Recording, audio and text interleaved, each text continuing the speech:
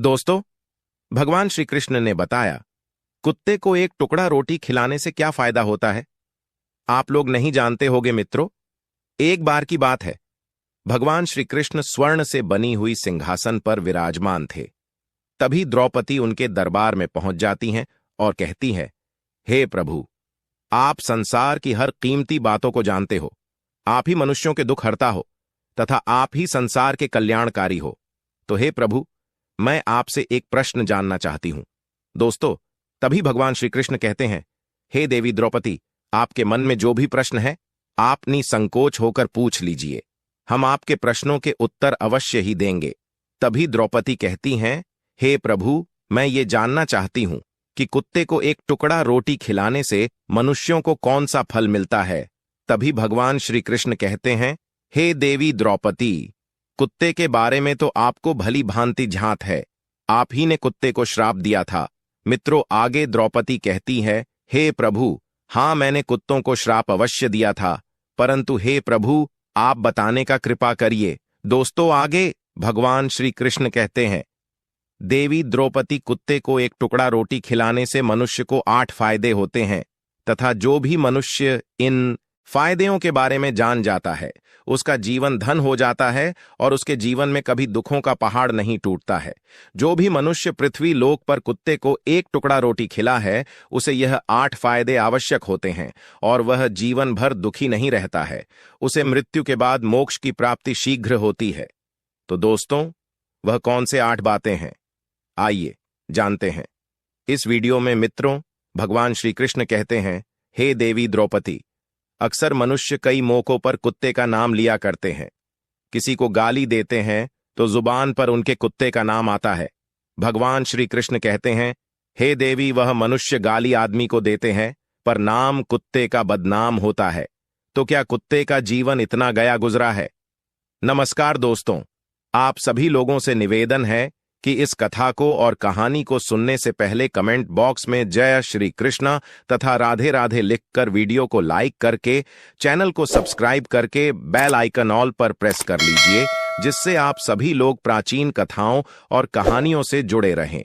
मित्रों, आगे भगवान श्री कृष्ण कहते हैं, हे देवी, एक लाल रंग का कुत्ता था। वह बहुत ही लाचार था और भूखा प्यासा था। वह गांव में सभी के घर घर जाता है, किंतु उसे कोई भी एक टुकड़ा रोटी नहीं देता है। वह भूख के मारा इधर उधर छटपटा रहता है। तभी घूमते घूमते एक दिन वह नदी के किनारे एक ब्राह्मण के आश्रम के पास पहुंच जाता है। तभी ब्राह्मण से कहता है, हे ब्राह्मण देव, हमें लगता है आप बहुत ही विद्वान तथा ज्ञानी ब्राह्मण हैं, तो इसलिए हम भूख प्यास से बहुत व्याकुल हैं। कृपया करके आप हमें एक टुकड़ा रोटी दे देते तो हम खाकर अपनी भूख को शांत कर लेते। तभी वह ब्राह्मण कहता है, हे स्वान, क्या तुम्हें गांव में एक टुकड़ा रोटी कोई नहीं दिया जिसे तुम खाकर अपनी भूख मिटा सको? मित्रों, आगे भगवान श्री कृष्ण कहते हैं, हे देवी द्रौपदी, वह कुत्ता ब्राह्मण से कहता है, हे ब्राह्मण देव, मैं आपको क्या बताऊं, आप मेरी बातों पर यकीन नहीं करोगे। तभी वह ब्राह्मण कहता है, हे स्वर्ण, तुम बताओ, तुम्हारी बातों पर हम विश्वास अवश्य करेंगे। हमें तुम बहुत ही लाचार दिखाई पड़ते हो। तभी वह कुत्ता कहता है, ठीक है ब्राह्मण देव, हम तुम्हें अपनी बीती बताते हैं। मित्रों, आगे भगवान श्री कृष्ण कहते हैं, हे देवी द्रौपदी, वह कुत्ता ब्राह्मण से कहता है, हे ब्राह्मण देव, हे दुनिया के लोग, हम पर रहम करो। हमारा कोई घर नहीं होता, कोई आसरा नहीं होता, कमा के खाना हमें नहीं आता, हमें वस्त्र भी पहनने का ज्ञान नहीं है, इसीलिए सर्दी गर्मी बरसात में हम ऐसे ही घूमते रहते हैं। हमें पढ़ना लिखना नहीं आता। मित्रों, आगे भगवान श्री कृष्ण कहते हैं, हे देवी द्रौपदी, वह कुत्ता कहता है, हे ब्राह्मण देव, आपकी तरह हमें अनुशासन नहीं आता, हमें आपकी तरह बोलना नहीं आता। यह हमारा दुर्भाग्य ही समझिए, पर हमें आपकी तरह भूख भी लगती है। चोट लगने पर हमें आपकी तरह पीड़ा भी होती है। हमें आपकी तरह रोना भी आता है। बस इन्हीं 3 कामों में हम आपकी बराबरी करते हैं। इसीलिए हम पर दया दिखाइए, हमें और कष्ट मत दीजिए। ईश्वर ने तो हमें वैसे भी कष्ट देकर ही भेजा है, ऊपर से आप लोग हमें परेशान करते हैं।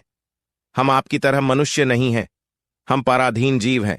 जब हमारा जन्म हुआ उस समय हमारे आंख कान बंद थे, कह नहीं सकते कि उस समय आपके जन्म पर जैसे नाच गान होता है, बाजे बजते हैं, खुशी मनाई जाती है, हमारे जन्म पर भी यह सब हुआ होगा। हमारे जन्म पर किसने खुशी मनाई होगी?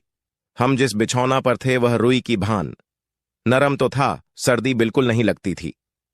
मैं मन में सोच रहा था कि किसी बड़े घर में पैदा हुआ हूं, लेकिन जब हमारी आंख खुली तो मैंने देखा कि हमारी मां, जिसे आप लोग कुतिया बोलते हो, वो अपने 4 बच्चों को छाती से चिपटाकर एक भार की राख में पड़ी थी।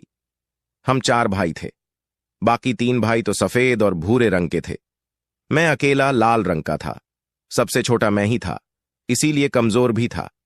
मेरी मां हम लोगों के पास जब तब आती थी, क्योंकि उसे भी अपने भोजन की व्यवस्था करनी पड़ती थी।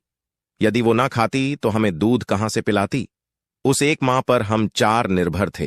वो बेचारी अपने भोजन के लिए इधर उधर दौड़ती रहती थी। कभी भोजन मिल भी जाता था, कभी नहीं मिलता था, लेकिन वह हमेशा हम चारों का बड़ा ख्याल रखती थी। आखिर मां जो थी वह रात रात भर जाग कर गांव की रखवाली करती थी। मजाल नहीं था कि कोई अनजान आदमी बुरी नीयत से गांव की ओर भी झांक जाए। दूसरे गांव के कुत्ते भी हमारी मां के डर से गांव में नहीं आते थे। गांव के किसी किसान के खेत में कोई खड़ी फसल खाने आती तो हमारी मां उसे दौड़ाकर भगा देती। गांव वालों के लिए इतना सब करने के बाद भी कोई कोई हमारी मां को भोजन नहीं देता था। उसके लिए उसे मजबूर होकर छीना झपट्टी करनी पड़ती थी। कई बार तो लोग उसे लाठी डंडों से पीट कर भगा देते थे। बेचारी उस दिन भूखी रहकर पेट की आग से जलती रहती थी। मित्रों, आगे भगवान श्री कृष्ण कहते हैं, हे देवी द्रौपदी, वह कुत्ता कहता है, हे ब्राह्मण देव, आखिर भूख तो हमें आपके ही तरह लगती है। ऊपर से उसे अपने 4 बच्चों की चिंता भी लगी रहती थी।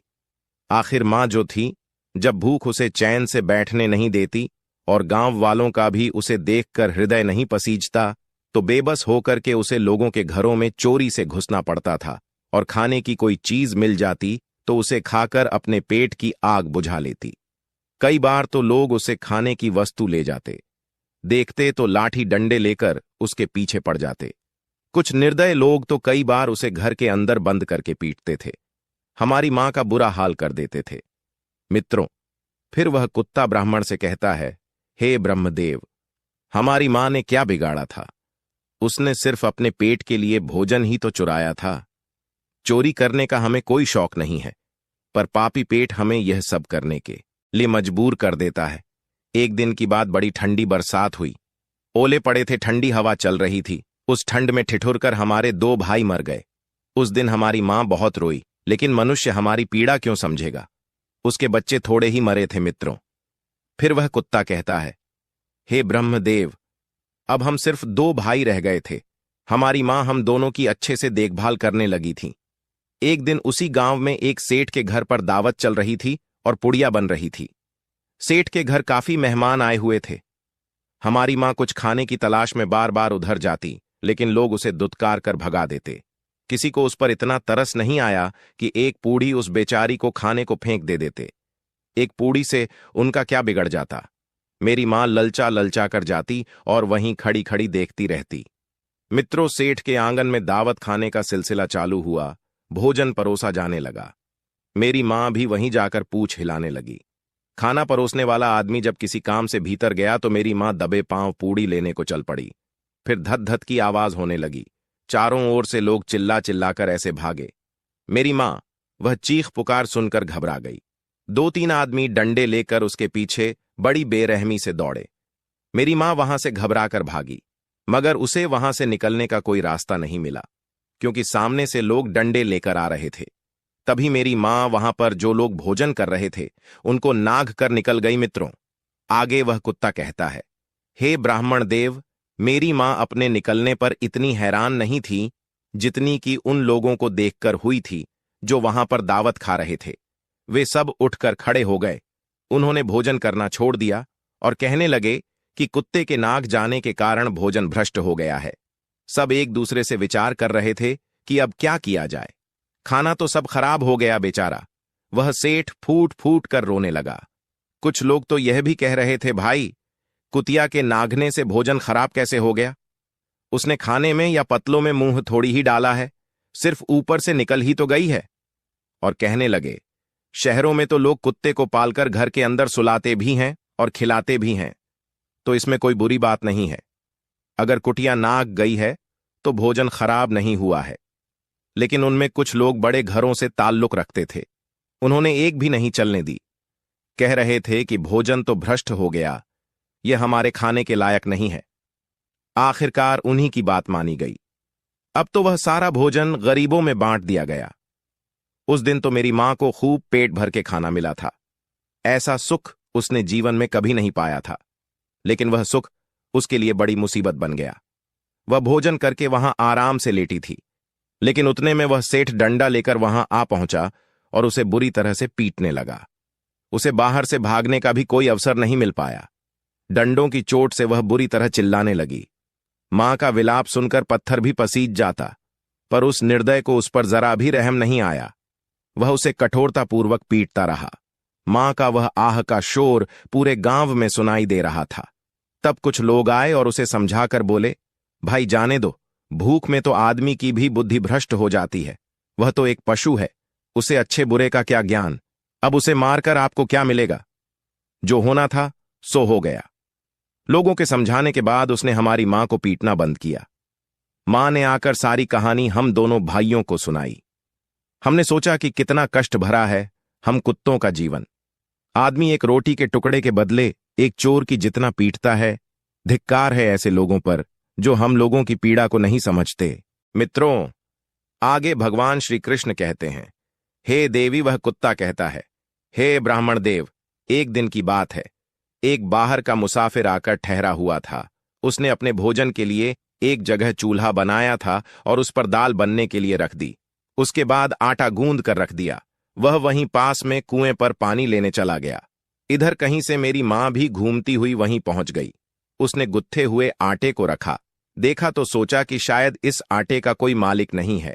यही सोचकर वह उस आटे को खाने लगी। उधर राहगीर ने कुएं के पास से देखा कि उसका आटा एक कुतिया ने आकर खा लिया है, तो वह बड़ा दुखी हुआ। वह बेचारा माथे पर हाथ धरकर रोने लगा, क्योंकि वह भी 2-3 दिनों का भूखा और थका हुआ था। कुछ लोगों ने उसे कहा, अरे भाई, इसने तुम्हारा भी आटा बिगाड़ दिया। कल तो इसने सेठ की पूरी रसोई ही बिगाड़ कर रख दी। मुसाफिर दुखी होता हुआ बोला, भाई मुझे क्या मालूम था, यह दुष्ट कुतिया मेरे आटे को खाने के लिए घात लगाए बैठी है। मुसाफिर ने आप देखा ना, ताव लाठी लेकर कुतिया के ऊपर टूट पड़ा। मां उस आटे को ठीक से खा भी नहीं पाई थी, पर उससे ज्यादा कि उस पर लाठी बरस गई। महीनों तक मेरी मां लगड़ाती हुई घूमती रही। तब उस दिन समझ में आया कि आदमी कितना खुदगर्ज है। हम उसका कोई कार्य करते हैं तो भी वह हमें नहीं समझता। मित्रों, आगे वह कुत्ता कहता है, हे ब्राह्मण देव, हमारी कमी यह है कि हम उन्हीं मतलबी इंसानों के अधीन रहना चाहते हैं जो हमें कष्ट देता है, जो हमें प्यार से खिलाता है। हम उसके कितने काम आते हैं यह उन्हें नहीं पता। उसके घर की रखवाली तो करते ही हैं, साथ ही साथ और भी बहुत सारे लाभ हैं जिन्हें मनुष्य नहीं जानता। आगे भगवान श्री कृष्ण कहते हैं, हे देवी द्रौपदी, यदि मनुष्य कुत्ते को रोटी खिलाने के फायदे जान जाए तो बहुत से अपने जीवन में होने वाले नुकसान से बच सकता है। आज मैं आपको बताऊंगा। कुत्ते को रोटी खिलाने के 8 फायदे मनुष्य को पता नहीं है कि जब भी घर में रोटी बनाई जाती है तो सबसे पहली रोटी गौ माता की होती है और पिछली रोटी कुत्ते की होती है। भगवान श्री कृष्ण कहते हैं, हे देवी, ऐसा ही हमने विधान बनाया था, लेकिन भगवान की बनाए उस विधान को भूलकर मनुष्य अगली और पिछली रोटी स्वयं ही खा जाता है। इसका प्रभाव उसके जीवन पर बहुत बुरा पड़ता है। कुत्ता वह प्राणी है जिसको रोटी खिलाने से मनुष्यों के जीवन में पड़ने वाले ग्रहों के दोष भी दूर हो जाते हैं। मित्रों, फिर भगवान श्री कृष्ण कहते हैं, हे देवी, पहला फायदा है कुत्ते को रोटी खिलाने का कि कुत्ते को रोटी खिलाने से शनि का नकारात्मक प्रभाव कम हो जाता है। शनि ग्रह जब अपनी कुदृष्टि डालता है तो हर मनुष्य बर्बाद हो जाता है। जिस व्यक्ति पर उनकी महादशा का आरंभ हो जाता है तो बने बनाए काम अपने आप बिगड़ने लगते हैं। वह आर्थिक तंगी का शिकार हो जाता है। उस स्थिति में व्यक्ति यदि कुत्ते को रोटी खिलाता है तो उस पर शनि का कुप्रभाव बहुत कम हो जाता है। मित्रों, नंबर 2, दूसरा फायदा है कि कुत्ते को रोटी खिलाने से भाग्य आपके पक्ष में हो जाता है। आपके घर के अंदर नकारात्मक शक्ति नष्ट हो जाती है। नंबर 3, कुत्ते को रोटी खिलाने से माता लक्ष्मी प्रसन्न हो जाती है और आपके घर में धन दौलत की कभी कमी नहीं रहती। नंबर 4, कुत्ते को रोटी खिलाने से आपके ऊपर कर्ज नहीं चढ़ता और जो पहले से आप कर्जदार हैं उससे भी मुक्ति मिल जाती है। नंबर 5वां फायदा है, कुत्ते को सुबह शाम भोजन देने से आपका व्यापार बहुत अच्छे से चलता है।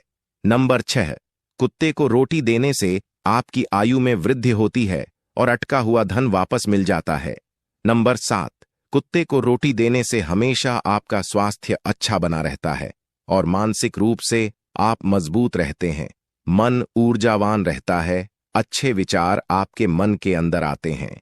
नंबर 8, कुत्ते को रोटी खिलाने से भगवान प्रसन्न रहते हैं क्योंकि भगवान को समस्त जीवों की, समस्त प्राणियों की चिंता रहती है और जो समस्त जीवों पर दया दिखाता है, भगवान भी उस मनुष्य से हमेशा प्रसन्न रहते हैं।